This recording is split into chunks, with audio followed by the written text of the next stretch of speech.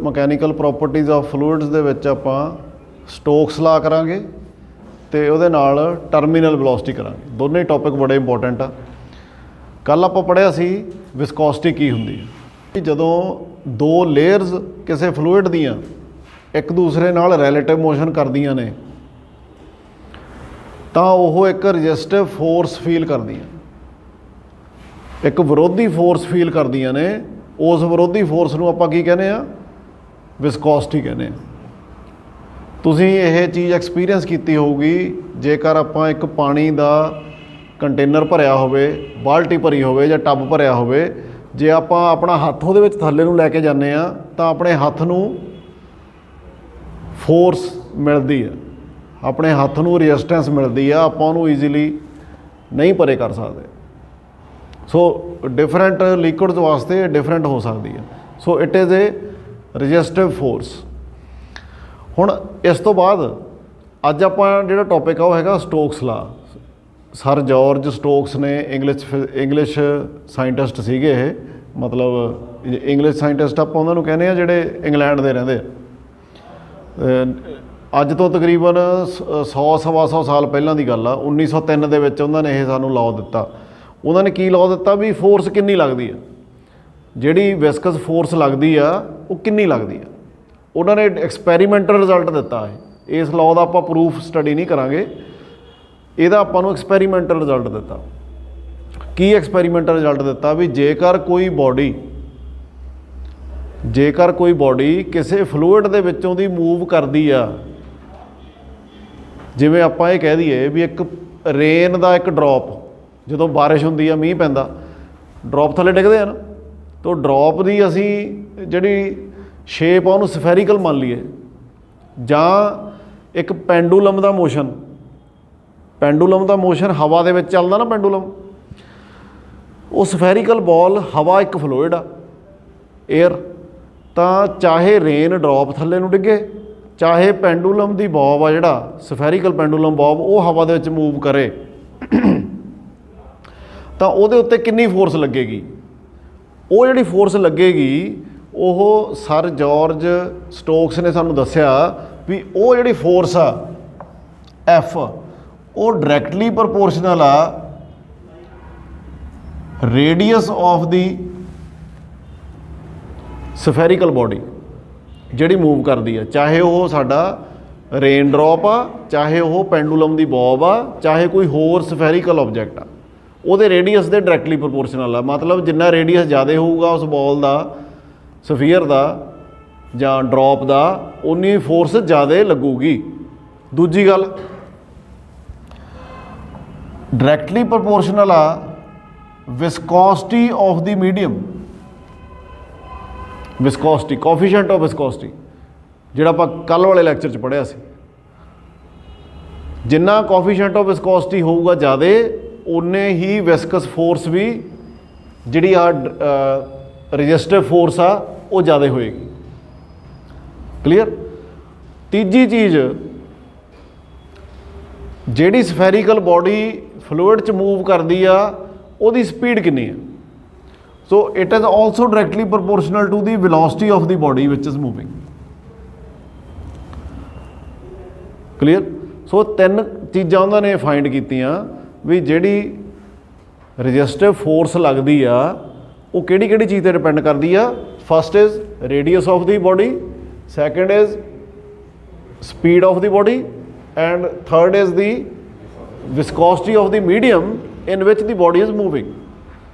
ਮਤਲਬ ਉਹ ਜੇ ਲਿਕੁਇਡ ਪਹਿਲਾਂ ਤਾਂ ਏਅਰ ਆ ਤਾਂ ਉੱਥੇ, ਕਿਉਂਕਿ ਏਅਰ ਘੱਟ ਵਿਸਕਸ ਆ than water, water is less viscous than honey, clear, and water is less viscous than oil.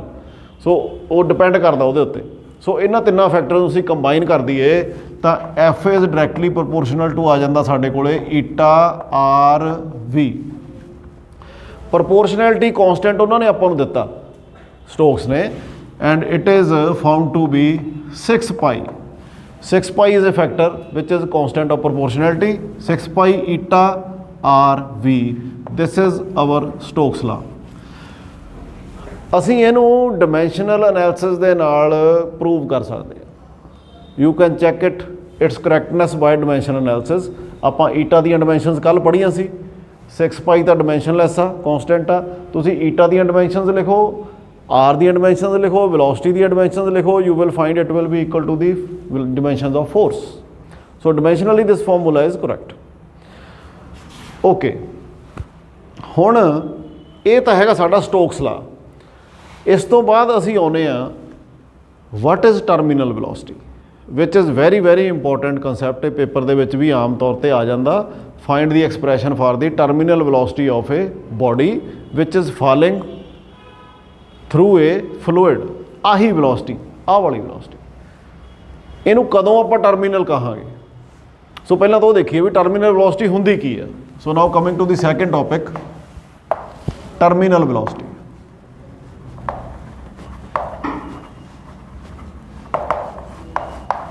Suppose कर लेना मेरे को एक सिलेंड्रिकल जार आ, सिलेंड्रिकल कंटेनर आ, काफ़ी वड्डा।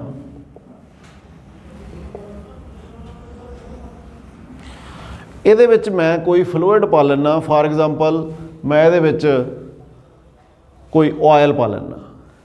सो ਇੱਥੇ तक मैं ਇਹਨੂੰ ऑयल ਨਾਲ ਭਰ ਲਿਆ जी।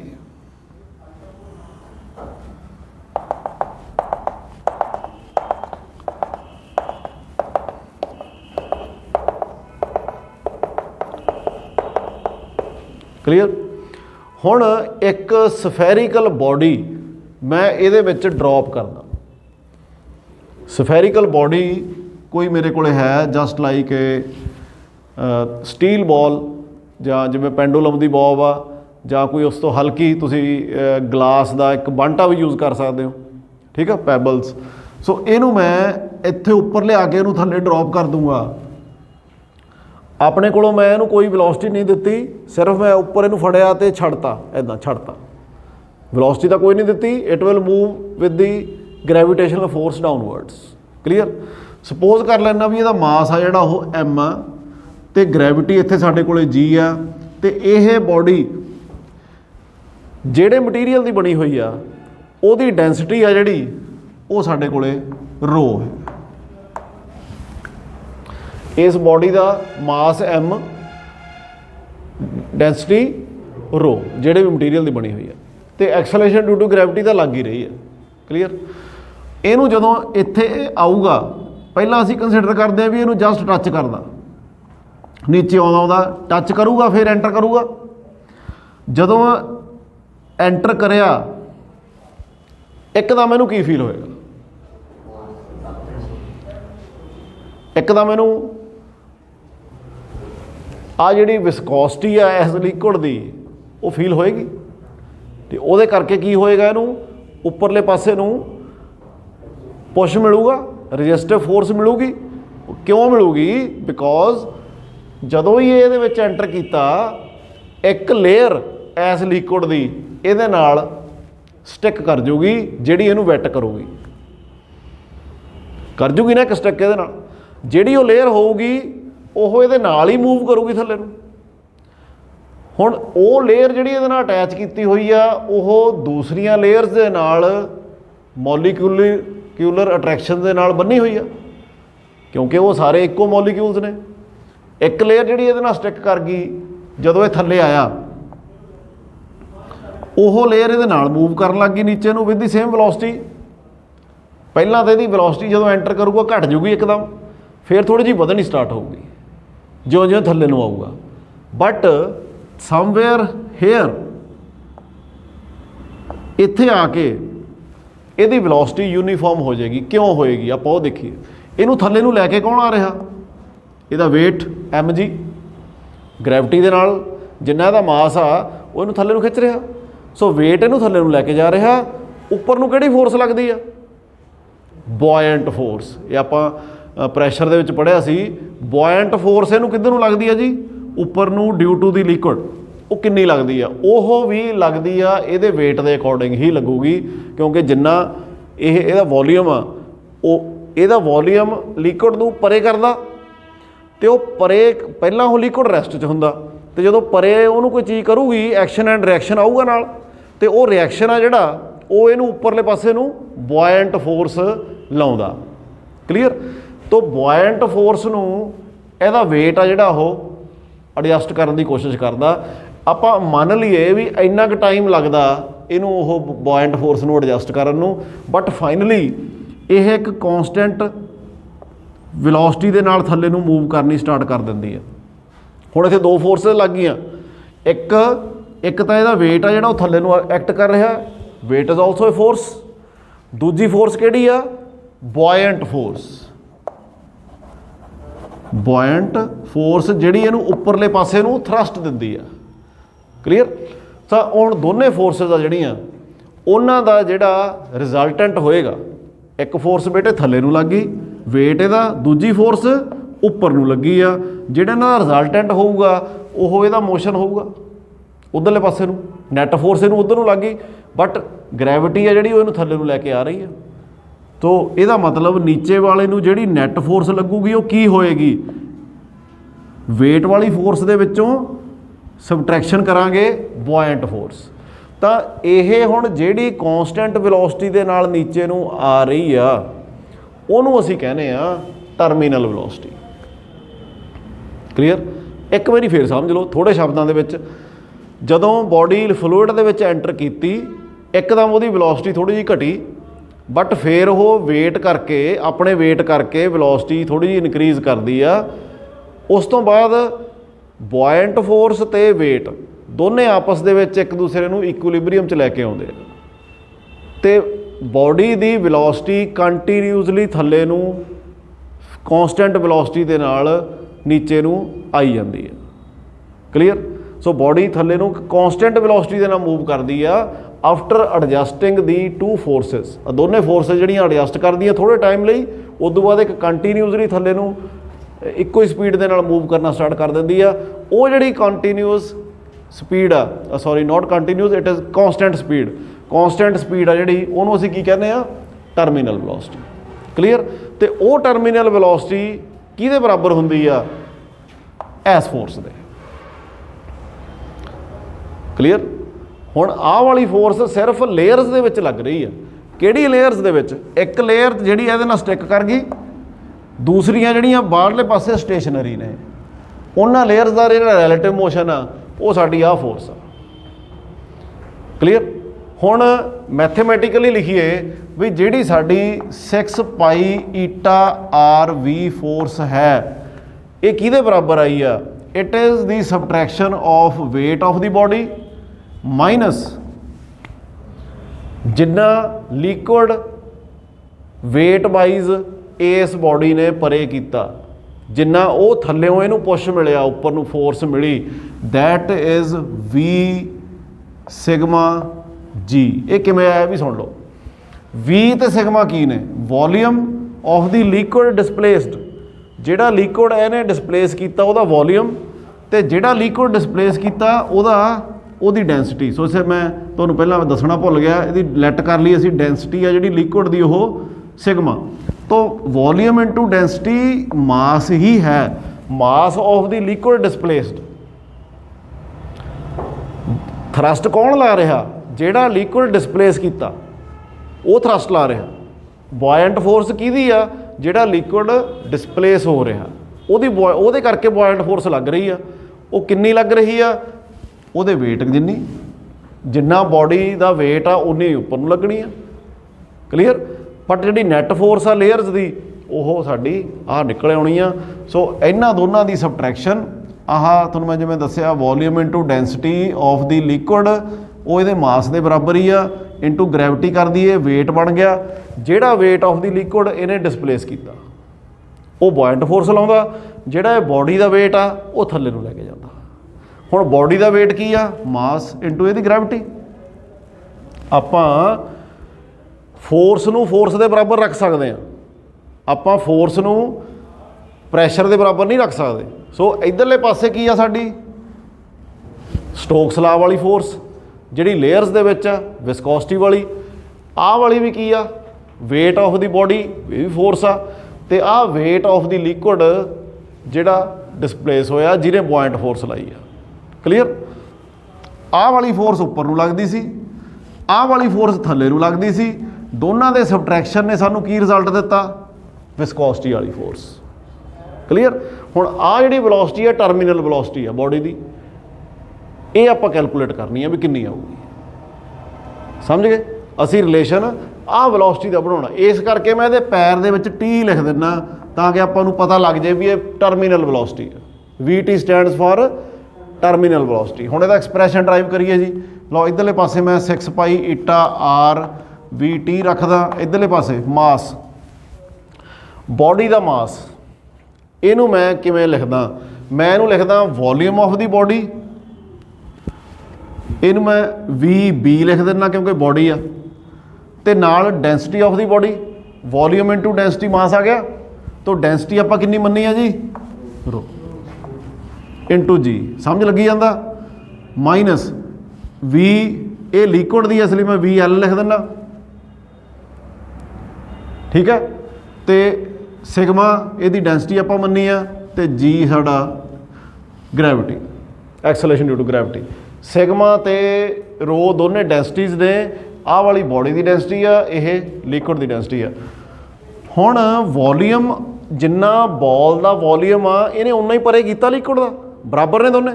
ਕਲੀਅਰ। ਇਸ ਕਰਕੇ ਮੈਂ ਇਹਨੂੰ ਤੇ ਇਹਨੂੰ ਦੋਨਾਂ ਨੂੰ ਸੇਮ ਫਾਰਮੂਲੇ ਦੇ ਨਾਲ ਡਿਨੋਟ ਕਰੂੰਗਾ। ਸਫੀਅਰ ਦਾ ਵੋਲੀਅਮ ਕਿੰਨਾ ਹੁੰਦਾ? 4/3 ਪਾਈ, ਬੋਲੋ, R3। ਠੀਕ ਆ ਜੀ। ਸੋ ਇਹ ਮੈਂ ਦੋਨਾਂ ਚੋਂ ਕਾਮਨ ਕੱਢ ਲਿਆ। ਅੰਦਰਲੇ ਪਾਸੇ ਮੇਰਾ ਕੀ ਰਹਿ ਗਿਆ? ਰੋ ਮਾਈਨਸ ਸਿਗਮਾ ਇਨਟੂ ਜੀ। ਜੀ ਵੀ ਕਾਮਨ ਆ ਦੋਨਾਂ ਚੋਂ। ਕਲੀਅਰ ਜੀ। ਸੋ ਇੱਥੇ ਤੱਕ ਕਿਸੇ ਨੂੰ ਨਹੀਂ ਸਮਝ ਲੱਗੀ ਤਾਂ ਪੁੱਛ ਲਓ। ਐਸ ਸਟੈਪ, ਆਹ ਸਟੈਪ ਕਲੀਅਰ ਹੋ ਗਏ। ਇਹ ਪੁੱਤਰ ਘਰੇ ਜਾ ਕੇ ਘੱਟੋ ਘੱਟ 3 ਵਾਰੀ ਲਿਖ ਕੇ ਦੇਖਣਾ।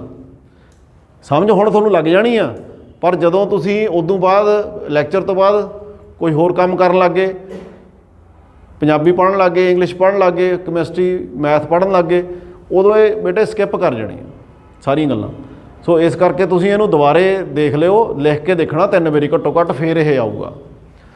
ਲਓ ਜੀ, ਹੁਣ ਇੱਧਰ ਸੀਗਾ ਮੇਰਾ 6 ਪਾਈ ਈਟਾ R VT। ਆਪਾਂ VT ਵਾਸਤੇ ਐਕਸਪ੍ਰੈਸ਼ਨ ਕਰਨਾ, ਇਸ ਲਈ VT ਨੂੰ ਇੱਕ ਪਾਸੇ ਰੱਖ ਕੇ ਬਾਕੀ ਚੀਜ਼ਾਂ ਕਿੱਧਰ ਲੈ ਜਾਈਏ? ਉੱਧਰਲੇ ਪਾਸੇ। ਜਿਹੜੀਆਂ ਚੀਜ਼ਾਂ ਇੱਧਰ ਪਹਿਲਾਂ ਹੈਗੀਆਂ ਉਹ ਪਹਿਲਾਂ ਲਿਖ ਲੈਣੀਆਂ ਨੇ। ਸੋ 4/3 ਪਾਈ R ਕਿਊਬ ਰੋ ਮਾਈਨਸ ਸਿਗਮਾ ਇਨਟੂ ਜੀ, ਮੈਂ ਪਹਿਲਾਂ ਲਿਖ ਲਿਆ। ਇੱਧਰੋਂ ਥੱਲੇ ਕੀ ਜਾਣਾ? 6 ਪਾਈ ਈਟਾ R, ਇਹ ਥੱਲੇ ਜਾਣਾ। ਸੋ ਇਹਨੂੰ ਮੈਂ ਵਧਾ ਦਿੰਦਾ, ਇੱਥੇ ਮੈਂ ਲਿਖਦਾ 6 ਪਾਈ ਈਟਾ R। ਠੀਕ ਆ ਜੀ। ਹੁਣ ਜਿਹੜੀ ਚੀਜ਼ਾਂ ਕੱਟਣ ਵਾਲੀਆਂ ਕੱਟ ਦਿਓ। 2 ਤੇ ਕੱਟਣ ਲੱਗਿਆ, 2 ਦੂਣੀ 4, 2 ਤੀਏ 6, ਪਾਈ ਨਾਲ ਮੇਰੀ ਪਾਈ ਕੈਂਸਲ ਹੋ ਗਈ। R ਥੱਲੇ 1 ਸੀਗੀ, ਉੱਪਰ 3 ਨੇ, 2 ਰਹਿ ਗਈਆਂ। ਲਓ ਜੀ, ਹੁਣ ਲਿਖੋ VT ਟਰਮੀਨਲ ਵੈਲੋਸਿਟੀ ਇਜ਼ 2/3 ਦਾ 9, ਉੱਪਰ ਕੀ ਰਹਿ ਗਿਆ ਜੀ? R ਸਕੁਅਰ, ਨੀਚੇ ਕੀ ਰਹਿ ਗਿਆ ਜੀ? ਈਟਾ, ਅੰਦਰਲੇ ਪਾਸੇ ਸਿਗਮਾ ਮਾਈਨਸ ਰੋ ਮਾਈਨਸ ਸਿਗਮਾ ਇਨਟੂ ਜੀ। ਇਸ ਫਾਰਮੂਲੇ ਤੋਂ ਸਾਨੂੰ ਕੀ ਪਤਾ ਲੱਗਦਾ? ਕੀ ਫਾਇਦਾ? ਇਸ ਫਾਰਮੂਲੇ ਤੋਂ ਸਾਨੂੰ ਇਹ ਪਤਾ ਲੱਗਦਾ ਬਈ ਕਿਹੜੀ ਚੀਜ਼, ਜਿਵੇਂ ਇੱਥੇ ਆਪਾਂ ਇੱਕ ਬੋਲ ਡਿਸਕਸ ਕੀਤੀ ਸੀ, ਆਪਾਂ ਮੰਨਿਆ ਸੀ ਵੀ ਜਾਂ ਇਹ ਗਲਾਸ ਦੀ ਬੋਲ ਆ ਬੰਟ ਆ, ਜਾਂ ਇਹ ਸਟੀਲ ਦੀ ਬੋਲ ਆ, ਜਾਂ ਇਹ ਕਿਸੇ ਹੋਰ ਮੈਟਲ ਦੀ ਬੋਲ ਆ, ਕਿਉਂਕਿ ਹੈਵੀ ਆ ਇਸ ਕਰਕੇ ਥੱਲੇ ਨੂੰ ਆ ਰਹੀ ਹੈ। ਕਲੀਅਰ। ਸੋ ਡਿਪੈਂਡ ਕਾਹਤੇ ਕਰਦੀ ਹੈ terminal velocity? Inversely proportional to coefficient of viscosity. Coefficient of viscosity ਦੇ ਇਨਵਰਸਲੀ ਪ੍ਰੋਪੋਰਸ਼ਨਲ ਹੈ ਫਲੂਇਡ ਦੀ ਕੋਫੀਸ਼ੀਐਂਟ ਆਫ ਵਿਸਕੋਸਿਟੀ ਹੈ। ਰੇਡੀਅਸ ਆਫ ਦੀ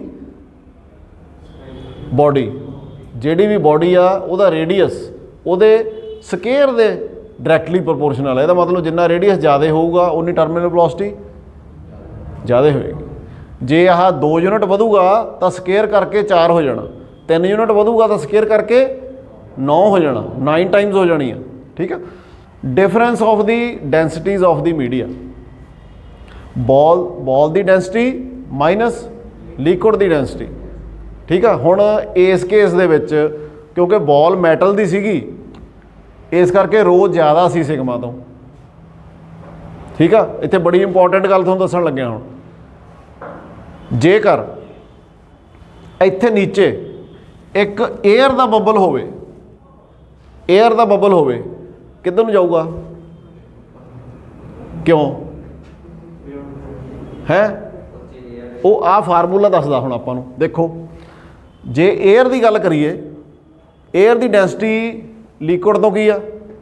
ਘੱਟ। ਲਿਕੁਇਡ ਦੀ ਡੈਂਸਿਟੀ ਸਿਗਮਾ ਤੇ 에ਅਰ ਦੀ ਘੱਟ ਆ। ਆਹ ਫੈਕਟਰ ਨੈਗੇਟਿਵ ਹੋ ਗਿਆ, ਨੈਗੇਟਿਵ ਹੋ ਗਿਆ ਨਾ। ਜੇ ਫੈਕਟਰ ਨੈਗੇਟਿਵ ਹੋ ਗਿਆ ਇਹਨੇ ਟਰਮੀਨਲ ਵੈਲੋਸਿਟੀ ਕੀ ਕਰਤੀ? ਨੈਗੇਟਿਵ, ਉੱਪਰ ਨੂੰ ਜਾਣ ਲੱਗੇ। ਬਬਲਸ ਇਸੇ ਕਰਕੇ ਉੱਪਰ ਨੂੰ ਜਾਂਦੇ ਆ, ਠੀਕ ਆ। ਤੇ ਭਾਰੀਆਂ ਚੀਜ਼ਾਂ ਥੱਲੇ ਨੂੰ ਆਉਂਦੀਆਂ ਨੇ ਐਸੇ ਇਹਦੇ ਕਰਕੇ, ਕਿਉਂਕਿ ਉਹਨਾਂ ਦਾ ਰੋ ਆ ਜਿਹੜਾ ਉਹ ਜ਼ਿਆਦਾ ਹੋ ਜਾਂਦਾ। ਕਲੀਅਰ ਹੋ ਗਈ ਗੱਲ ਇਹ? ਹੁਣ ਇਹ ਚੀਜ਼ ਤੁਹਾਨੂੰ ਕੰਪੀਟੀਸ਼ਨ ਐਗਜ਼ਾਮ ਦੇ ਵਿੱਚ ਕੁਐਸਚਨ ਆ ਸਕਦਾ। ਦੋ ਮਟੀਰੀਅਲ ਦਿੱਤੇ ਹੋ ਸਕਦੇ ਆ ਤੇ ਉਹਨਾਂ ਦੀਆਂ ਡੈਂਸਿਟੀਜ਼ ਦਿੱਤੀਆਂ ਹੋ ਸਕਦੀਆਂ, ਤੇ ਤੁਹਾਨੂੰ ਇਹ ਪੁੱਛਿਆ ਜਾ ਸਕਦਾ ਵੀ ਇਹਦੀ ਟਰਮੀਨਲ ਵੈਲੋਸਿਟੀ ਨੈਗੇਟਿਵ ਹੋਊਗੀ ਜਾਂ ਪੋਜ਼ਿਟਿਵ ਹੋਏਗੀ। ਹੁਣ ਜਿਹੜਾ ਰੇਨ ਦਾ ਡ੍ਰੌਪ ਆ ਉਹ ਥੱਲੇ ਨੂੰ ਇਸੇ ਕਰਕੇ ਆਉਂਦਾ ਕਿਉਂਕਿ ਵਾਟਰ ਦੀ ਡੈਂਸਿਟੀ ਆ ਜਿਹੜੀ ਉਹ 에ਅਰ ਤੋਂ ਜ਼ਿਆਦਾ ਹੁੰਦੀ ਆ। ਆਹ ਫੈਕਟਰ ਪੋਜ਼ਿਟਿਵ ਆ, ਇਸ ਕਰਕੇ ਉਹ ਥੱਲੇ ਨੂੰ ਆ ਗਿਆ। ਕਲੀਅਰ? ਤੇ ਇਸ ਤੋਂ ਉਲਟ ਕਰ ਲਈਏ ਤੇ ਵਾਟਰ ਤੇ ਜੇ 에ਅਰ ਦੀ ਗੱਲ ਕਰੀਏ ਆਪਾਂ, ਜੇ 에ਅਰ ਦਾ ਬੱਬਲ ਵਾਟਰ ਦੇ ਵਿੱਚ ਹੋਊਗਾ ਤਾਂ ਉਹ ਕਿੱਧਰ ਨੂੰ ਜਾਊਗਾ? ਉੱਪਰ ਨੂੰ ਜਾਊਗਾ, ਬਿਕੋਜ਼ ਆਹ ਫੈਕਟਰ ਨੈਗੇਟਿਵ ਹੋ ਜਾਏਗਾ। ਕਲੀਅਰ ਹੋ ਗਿਆ ਜੀ? ਹੁਣ ਸਮਝ ਲੱਗ ਗਈ ਟਰਮੀਨਲ ਵੈਲੋਸਿਟੀ ਦਾ ਕੀ? ਹੁਣ ਇਹੀ ਚੀਜ਼ ਕਾਊਂਟ ਕਰਦੀ ਆ ਜਿਹੜੇ ਜਦੋਂ ਆਪਾਂ ਜਿਹੜੇ ਆਪਣੇ ਪੈਰਾਟਰੂਪਰਸ ਨੇ, ਉਹ ਪੈਰਾਸ਼ੂਟ ਲਾ ਕੇ ਆਪਣੇ ਫੌਜੀ ਆ ਜਿਹੜੇ ਉਹ ਥੱਲੇ ਨੂੰ ਛਾਲ ਮਾਰਦੇ ਆ, ਠੀਕ ਆ, ਤਾਂ ਉਹਨਾਂ ਦੀ ਡੈਂਸਿਟੀ ਉਹ ਕਿਉਂਕਿ ਥੱਲੇ ਨੂੰ ਆਉਂਦੀ ਆ। ਜਿਹੜੀ 에ਅਰ ਆ ਉਹ ਲਾਈਟਰ ਆ ਬਹੁਤ ਜ਼ਿਆਦਾ। ਆਹ ਫੈਕਟਰ ਕਾਫੀ ਜ਼ਿਆਦਾ ਪੋਜ਼ਿਟਿਵ ਆ, ਥੱਲੇ ਆਊਗਾ ਤਾਂ ਸਿੱਧੇ ਡਿੱਗਾਂਗੇ, ਨਹੀਂ ਤਾਂ ਡੈਥ ਹੋਏਗੀ। ਬਟ ਜੇ ਤੁਸੀਂ ਪਾਣੀ 'ਚ ਡਿੱਗਦੇ ਹੋ ਤੇ ਪਾਣੀ ਦਾ ਸਿਗਮਾ ਜ਼ਿਆਦਾ ਹੋ ਗਿਆ, ਆਹ ਡਿਫਰੈਂਸ ਆ ਜਿਹੜਾ ਉਹ ਘਟ ਗਿਆ, ਤੇ ਪਾਣੀ 'ਚ ਡਿੱਗਦੇ ਸਾਰੀ ਟਰਮੀਨਲ ਵੈਲੋਸਿਟੀ ਡਿਕਰੀਜ਼ ਕਰ ਜਾਏਗੀ। ਕਲੀਅਰ? ਸੋ ਇਸੇ ਤਰੀਕੇ ਨੂੰ ਯੂਜ਼ ਕਰਕੇ, ਇਸੇ ਫਾਰਮੂਲੇ ਦੀ ਸਟੱਡੀ ਦੇ ਨਾਲ ਫਿਰ ਇੱਦਾਂ ਦੇ ਮਟੀਰੀਅਲ ਸੈੱਟ ਕੀਤੇ ਜਾਂਦੇ ਆ ਵੀ ਕਿਹੜਾ ਮਟੀਰੀਅਲ ਅਸੀਂ ਕਿੱਥੇ ਯੂਜ਼ ਕਰਨਾ। ਸਮਝ ਗਏ? ਸੋ ਇਹੀ ਆਪਣੇ ਪੜ੍ਹਨ ਦਾ ਫਾਇਦਾ। ਅੱਗੇ ਤੁਸੀਂ ਜਦੋਂ ਇੰਜੀਨੀਅਰਿੰਗ ਕਰਨੀ ਆ ਉਦੋਂ ਆਹੀ ਫਾਰਮੂਲੇ ਚੈੱਕ ਕਰਕੇ ਆਪਾਂ ਦੇਖਣਾ ਵੀ ਕਿੱਥੇ ਕਿਹੜੀ ਮਸ਼ੀਨ 'ਚ ਕਿਹੜਾ ਮਟੀਰੀਅਲ ਕਿੱਦਾਂ ਯੂਜ਼ ਕੀਤਾ ਜਾਊਗਾ, ਅਤੇ ਕਿਹੜਾ ਉੱਪਰ ਨੂੰ ਜਾਵੇ ਅਤੇ ਕਿਹੜਾ ਥੱਲੇ ਨੂੰ ਜਾਵੇ। ਸਮਝ ਗਏ? ਸੋ ਇੱਦਾਂ ਦੇ ਕਨਸੈਪਟ ਆਪਾਂ ਨੂੰ ਇੱਦਾਂ ਫਾਇਦਾ ਕਰਦੇ ਆ।